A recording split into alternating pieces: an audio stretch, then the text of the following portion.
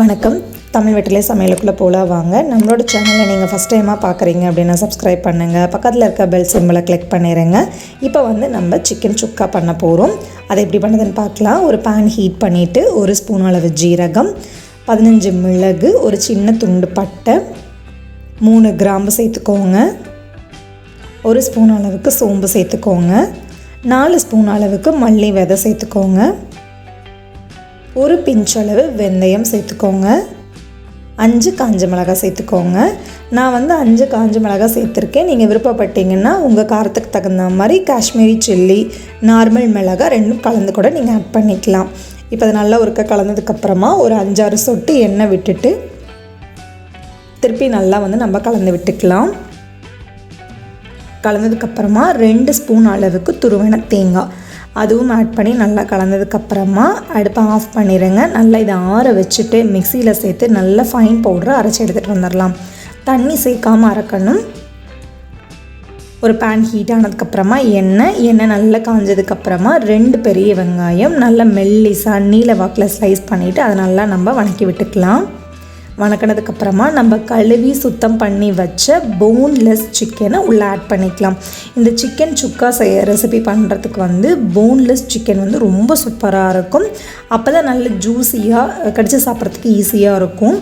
எலும்போடு வாங்கினீங்க அப்படின்னா அது கடிச்சு சாப்பிட்றதுக்கு கொஞ்சம் கஷ்டமாக இருக்கும். ஸோ அதனால் இந்த மாதிரி வாங்கினீங்க அப்படின்னா ரொம்ப சூப்பராக இருக்கும். 1/4 ஸ்பூன் அளவு மஞ்சள் தூள், 1 ஸ்பூன் அளவு இஞ்சி பூண்டு விழுது, கொஞ்சம் உப்பு சேர்த்துட்டு நல்லா கலந்துட்டு ஒருக்க மூடி போட்டு விட்டுறலாம்.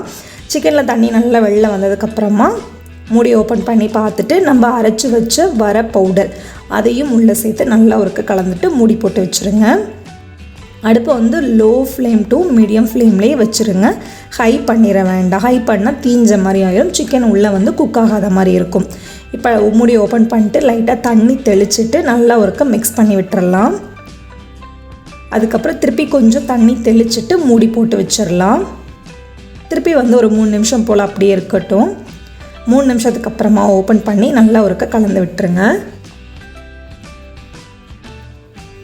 நல்லா கலந்ததுக்கப்புறமா சிக்கன் நல்லா வெந்ததுக்கப்புறமா நம்ம ஊற வச்சு திக்காக கரைச்சி வச்ச புளி தண்ணியை ஆட் பண்ணிக்க போகிறோம். ஆட் பண்ணிட்டு நல்லா அதை கலந்துக்கலாம். நீங்கள் உங்களோட சிக்கன் அளவுக்கு தகுந்த மாதிரி புளியோட அளவையும் அதிக பண்ண கம்மி பண்ண செஞ்சுக்கோங்க. நான் அரை மூடி எலுமிச்சம்பழம் அளவு உள்ள புளி எடுத்து கரைச்சிட்டு அந்த தண்ணி சேர்த்துருக்கேன். புளி தண்ணி சேர்த்துட்டு திருப்பி 2 நிமிஷம் போல் நல்லா மூடி போட்டு வச்சிடலாம். மூடி ஓப்பன் பண்ணிவிட்டு 4 ஸ்பூன் அளவுக்கு துருவன தேங்காய், கொஞ்சம் மேலால் பச்சை கருவேப்பிலை இலையை தூவிட்டு நல்லா ஒருக்க கலந்துடலாம்.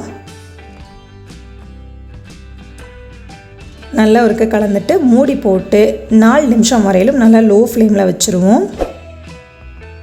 நல்ல சூப்பரான சிக்கன் சுக்கா அருமையாக தயாராகிருச்சு. இந்த ரெசிபிஸ் கொஞ்சம் டிஃப்ரெண்ட்டாக இருக்குது. ஆல்ரெடி நம்ம சேனலில் சிக்கன் சுக்கா ரெசிபி போஸ்ட் பண்ணியிருக்கு. அதை நான் உங்களுக்கு லிங்க்கில் தரேன். நீங்கள் ரெஃபர் பண்ணி பார்த்துக்கோங்க.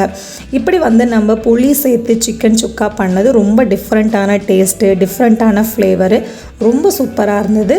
கண்டிப்பாக இந்த ரெசிபியை ட்ரை பண்ணுங்கள். எப்படி இருக்குன்னு சொல்லிட்டு கமெண்ட் பண்ண மறந்துடாதீங்க. நம்மளோட சேனலை சப்ஸ்கிரைப் பண்ணுங்கள்.